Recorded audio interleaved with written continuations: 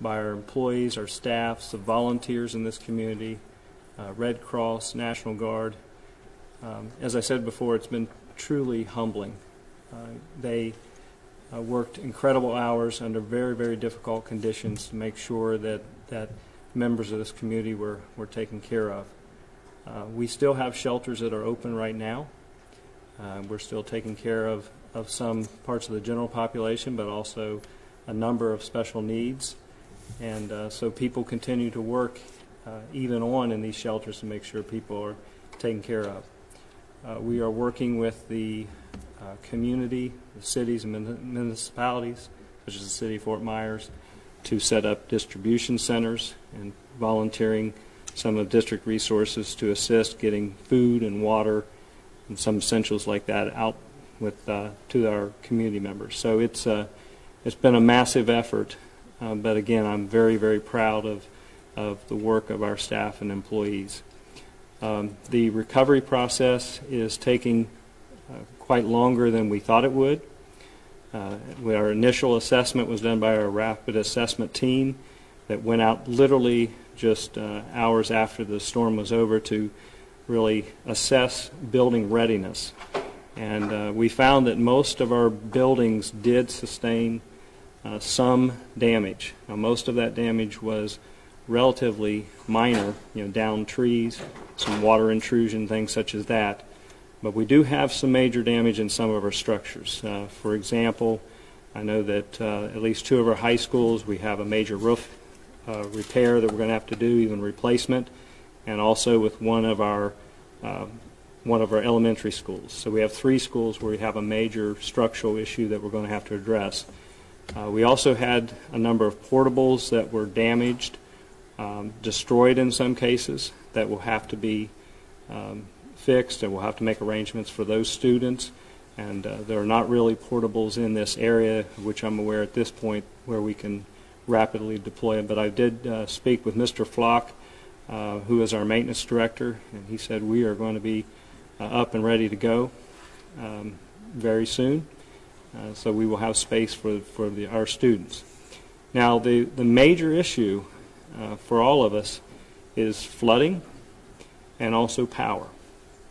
So because of the flooding that has occurred and the power outages, we still have a number of our schools. Last time we looked at, I think it was something like 29 to 30 of our schools that still did not have power. Most of those schools are out in the east, and restoration of power is still going to take some time. We still continue to get word that it could be toward the end of next week. So we have decided to push our opening date for students clear back to September 25th, Monday. So the reason for that is that that gives Florida Power and Light, LCEC, the time to get power to these schools. It gives us time to repair schools. It also gives our staff and employees time to get back into the area. Many of them evacuated this area and are having difficulty getting back. They've had issues just with fuel. There was a concern about the Santa Fe River there for a while, about 75 closing. But the main issue is just being able to get back into the area and then getting back into their own homes and just getting life established as normal. So that was a decision that we just came to today. We've been in consult with the emergency operations, with our community leaders, and with, of course, our power companies, and they all have done a tremendous job, in my opinion, helping us come to that conclusion. So with that, that's all my comments. I'll be more than happy to take questions. The schools that are facing the roof damage, will those students be attending other facilities, or will they be able to have normal school days while that's ongoing? We believe that we're going to be able to do those, establish those roofs in a fairly quick order. We don't think it's going to disrupt the schedule of those schools whatsoever. We do have contractors ready to go, so we don't anticipate any disruption of any of those facilities in terms of schedule. What are those three schools with the roof damage? Lehigh Senior High School, Riverdale High School, and Mirror Lakes Elementary. And do you think by the 25th those schools will cease being shelters? Well, that's a really good question. I know that Lee Health is working to find additional facilities for their special needs patients, so we think that that will give them time to do that. Also, sometimes shelters do go beyond, even when we do bring students back. So what happens is you kind of pull those off into other areas, such as the gymnasium and things like that. That's where those evacuees are, and then we can conduct a regular school day. So that's what we anticipate doing. I do believe that that extra week gives us time and also gives our other partners time to make adjustments. And will students have to make up these days that they're missing? Well, that's something we're going to work with the Department of Education on. In the past, typically we do make up at some or all of the days. We do have this year, ironically, we only had one hurricane makeup day. That's something that switches every year, it seems. But we may have to we will definitely be looking at our schedule again and determine when we can make up days in the school year. We'll also be working with the Department of Education because they also may consider waiving some of those days. What's important is that a school credit or a credit for a student is really dependent on the minutes within the classroom. It's not just 180 instructional days. It's the number of minutes. So we just have to make sure we get that mark. How many portables were damaged and how many were destroyed? I don't have a figure on that. I know that we had, let's say, Three Oaks Elementary as an example. We had a number of portables. There were 6 or 7 portables out there that sustained significant damage. I know that one portable out there was totally destroyed. We had, a lot of people ask questions about Bonita Springs High School. We had significant damage to Bonita Springs High School, but fortunately, and I'm talking about the portables, not the construction project. Fortunately, it appears as if that particular set of portables will be able to be repaired and up and running by Monday. Some of our ancillary facilities and transportation, we had some portables that were totally destroyed. The Buckingham Transportation Compound was one of those examples. Speaking of the new school, what is this storm going to mean as far as the construction of that project? Well, the good news about the construction project at Bonita Springs High School is that it appears that there was no significant damage to that structure. So that's really good news. We've had schools that we've built in the past where that wasn't the case. South, for example, you had the walls literally fall down during the hurricane. So that's the good news. They are, as I understand it, they're actually on site right now working on that project, and the construction manager feels that we are still on track. In terms of that project, sometimes with situations like this, building supplies, the cost increases. Have you thought about that possibility with that high school? Absolutely. You always have to consider those type of things. Hurricanes, they influence the price of fuel, and they also influence the price of materials. The good news is that we've already secured subcontractors and materials for a significant portion of that project.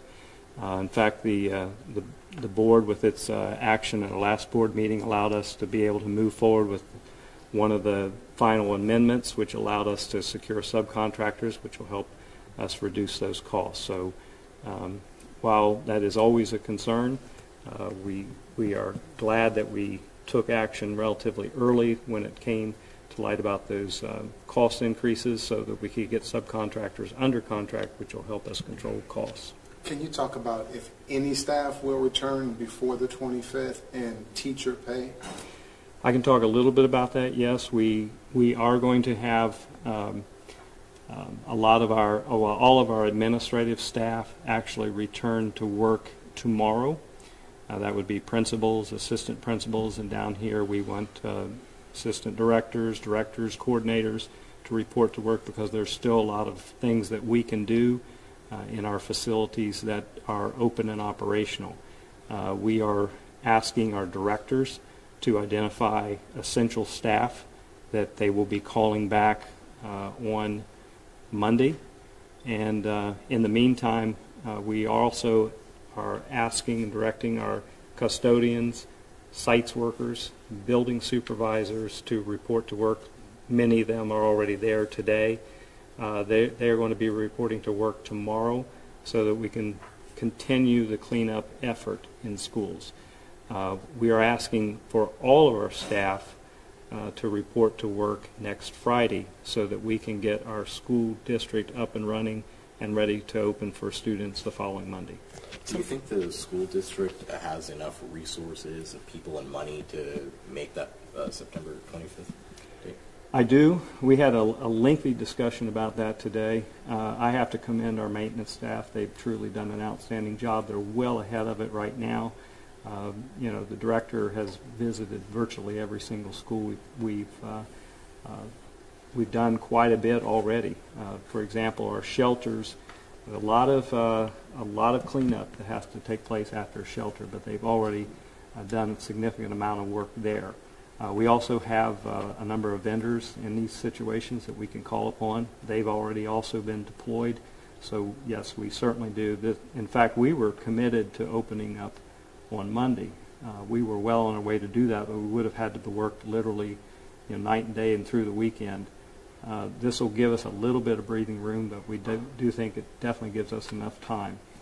We also have technology to think about, and all of that has to be checked out as well. So, this extra week, I think, will get us to the point where we're ready to go. And do you have any educational or education colleagues in Texas who have kind of told you about what that transition is like between hurricane and going back to school? Well, we actually do have one contact in Texas that we have been working with there in Houston, who's given us a little bit of insight in terms of what that's like. They absolutely they received the devastating effects of a hurricane there and are really having a tough time working their way back. The reason we had reached out to Houston was that we wanted to provide relief to that particular school district and any help that we could. And then ironically, we find ourselves in I won't say a similar situation, but definitely where we're having to deal with the recovery of a hurricane. So that has been a good contact for us. Some parents have expressed concerns about the cleanliness of some of the schools, especially the ones used as shelters. Are you confident that all the schools will be clean and safe for students by the 25th? I am confident. I think those concerns are certainly understandable.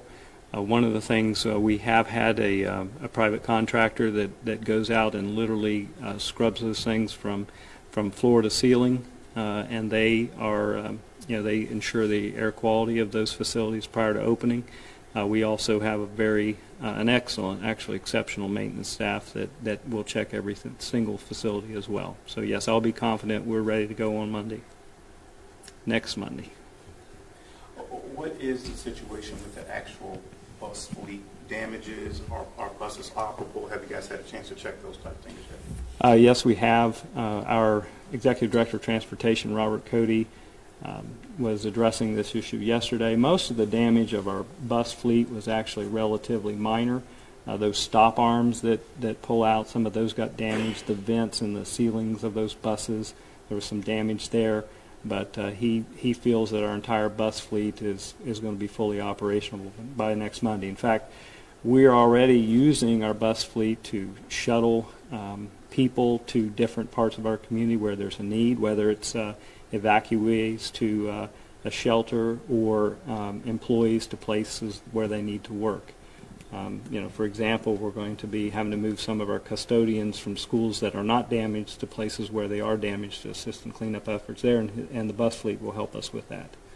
You also mentioned about the need for portables.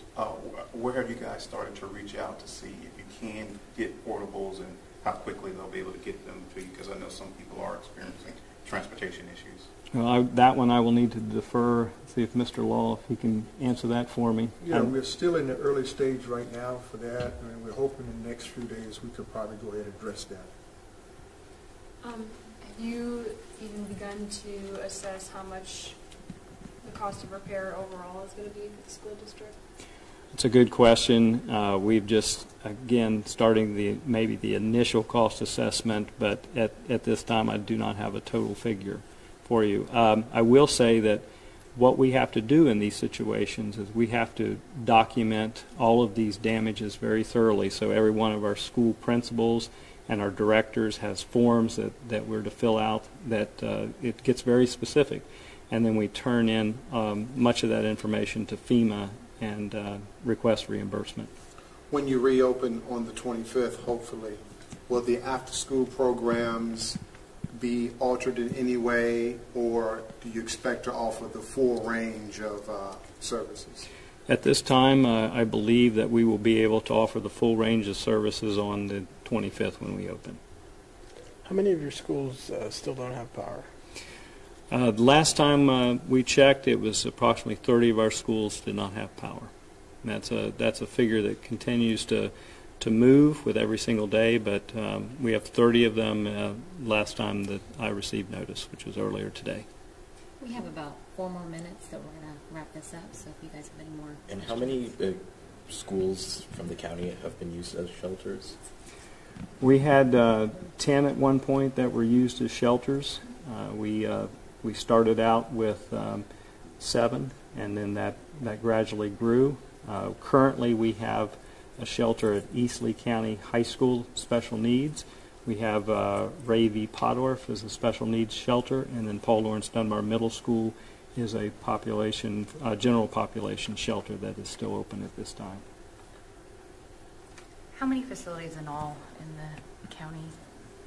Do you have a number on that, just to compare? We have 96 schools, and each school has one or more buildings to it. And then we have the district office, and we have the ancillary office down on Canal, and then we have our 4 transportation compounds.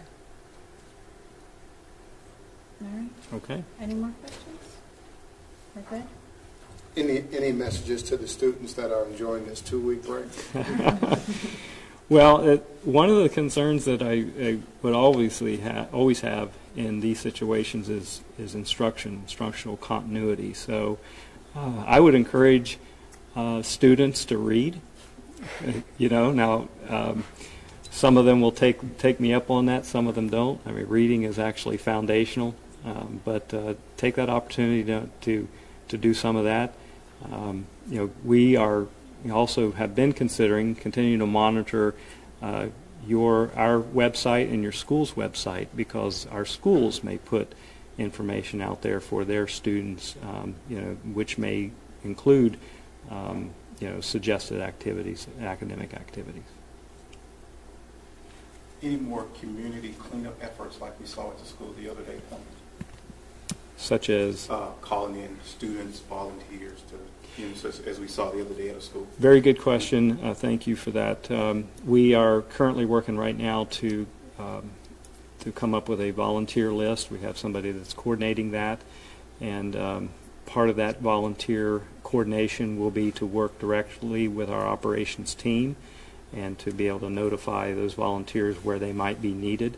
I will also say that when we're doing food distributions, we may need volunteers for that in the upcoming days. There are parts of the community where we want to help out. We met with city and community leaders this morning, in fact, in Fort Myers, and hope to do some food and water distribution efforts where we may need some volunteers, and then also, again, with our own school cleanup.